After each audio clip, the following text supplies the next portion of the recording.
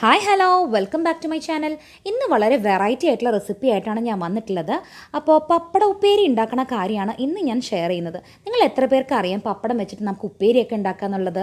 വളരെ യൂണിക് ആയിട്ടുള്ള റെസിപ്പി അല്ലേ? അപ്പോൾ നമുക്കിത് എങ്ങനെ ചെയ്യേണ്ടതെന്ന് നോക്കിയാലോ.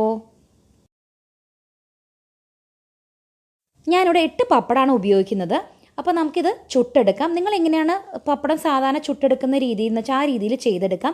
ഞാനിവിടെ വളരെ സിമ്പിളായിട്ടൊരു മെത്തേഡാണ് കാണിക്കുന്നത്. എൻ്റെ കയ്യിൽ പപ്പടക്കോലില്ലാത്ത കാരണം ഞാനിവിടെ നമ്മൾ ടിക്കയൊക്കെ ഉണ്ടാക്കുമ്പോൾ ഉപയോഗിക്കുന്ന സ്ക്യൂർ ഉണ്ടായിരുന്നു. അതിൽ ഒന്ന് പപ്പടം കുത്തിയിട്ട് ഞാൻ ചുട്ടെടുക്കുകയാണ്. ഇങ്ങനെ ചെയ്തുകൊണ്ട് കൈയൊന്നും പൊള്ളില്ല കേട്ടോ. കാരണം നമ്മൾ വളരെ സേഫ് ആയിട്ടുള്ളൊരു മെത്തേഡാണ്.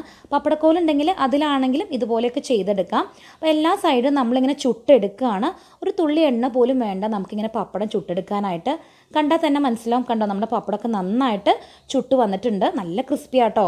അപ്പോൾ നമുക്ക് എല്ലാ പപ്പടവും ഇതുപോലെ തന്നെ സ്ക്യൂവറിൽ വെച്ചിട്ട് ഇങ്ങനെ കുത്തിയെടുത്ത് നമുക്ക് രണ്ട് സൈഡും ചുട്ടെടുക്കാം. അപ്പോൾ ഇങ്ങനെ തന്നെ കഴിക്കാൻ വളരെ ടേസ്റ്റിയാണ് കേട്ടോ. അപ്പോൾ നമുക്കൊരു ചെറിയ സ്മോക്കി ഫ്ലേവറിലാണ് നമുക്ക് പപ്പടമൊക്കെ ചുട്ടെടുക്കുന്നത്. ഒരുപാട് നേരം വെച്ച് കരിഞ്ഞു പോകട്ടോ, അത് ശ്രദ്ധിക്കണേ. അപ്പോൾ ഞാനിവിടെ പപ്പടം എല്ലാം നന്നായിട്ട് ചുട്ട് വെച്ചിട്ടുണ്ടെന്ന് നിങ്ങൾക്ക് കാണാൻ പറ്റും. ചെറുതായിട്ട് സ്മോക്കി ഫ്ലേവറിൽ തന്നെയാണ് ഈ പപ്പടം ഇരിക്കുക. കാരണം നമ്മൾ എണ്ണയൊന്നും ഇല്ലാതെയാണ് ചുട്ടെടുത്തിട്ടുള്ളത്. സൂപ്പർ ക്രിസ്പിയാണ് കേട്ടോ. ഇങ്ങനെ തന്നെ കഴിക്കാൻ നല്ല ടേസ്റ്റാണ്.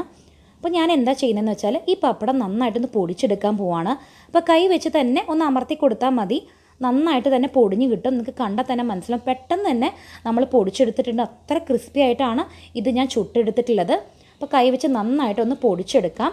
ഈ പൊടിച്ച പപ്പടം വെച്ചിട്ടാണ് നമ്മുടെ ഉപ്പേരി തയ്യാറാക്കി എടുക്കുന്നത്. അപ്പോൾ അതേ നന്നായിട്ട് പൊടിഞ്ഞു വന്നിട്ടുണ്ട്.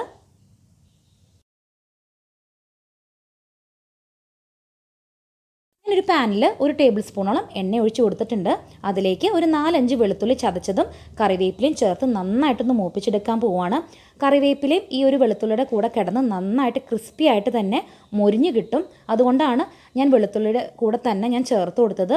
ഇതിൽ ചുവന്നുള്ളി ഒന്നും വേണ്ട, വെളുത്തുള്ളി തന്നെ ധാരാളമാണ്. ഒരു പിഞ്ച് മഞ്ഞൾപ്പൊടിയാണ് ചേർത്ത് കൊടുക്കുന്നത്. ഇനി ഒരു ചെറിയ ടീസ്പൂണോളം നമ്മുടെ ചതച്ച മുളകാണ് ഇട്ട് കൊടുക്കുന്നത്.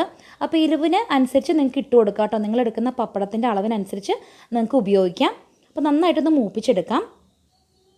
നന്നായിട്ട് മൂത്ത് വന്നതിലേക്ക് ഞാൻ നമ്മുടെ ചുട്ട് പൊടിച്ച് വെച്ച പപ്പടമാണ് ചേർത്ത് കൊടുക്കുന്നത്. നന്നായിട്ടൊന്ന് മിക്സ് ചെയ്തെടുക്കാം. ഒരുപാട് നേരം വേണ്ട, കാരണം ഓൾറെഡി നമ്മുടെ പപ്പടമൊക്കെ നന്നായിട്ട് ഫ്രൈ ആയി വന്നതാണ്. അപ്പോൾ നമ്മുടെ പപ്പട ഉപ്പേരി ഇവിടെ റെഡിയാണ്. ഇനി തേങ്ങ ഇടാൻ ഇഷ്ടമുള്ളവരാണെങ്കിൽ ഒരു 2-3 ടേബിൾ സ്പൂണോളം തേങ്ങയും കൂടി ഇതിൻ്റെ കൂടെ ചേർത്ത് കൊടുക്കാം. അപ്പോൾ വളരെ സിമ്പിളായിട്ട് ചെയ്യാൻ പറ്റുന്ന ഒരു പപ്പടത്തിൻ്റെ റെസിപ്പിയാണ്.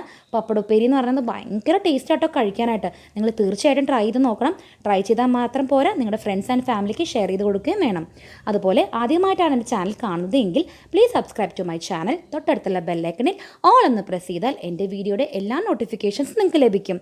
നമുക്ക് വീണ്ടും പുതിയ റെസിപ്പിയുമായിട്ട് കാണാം.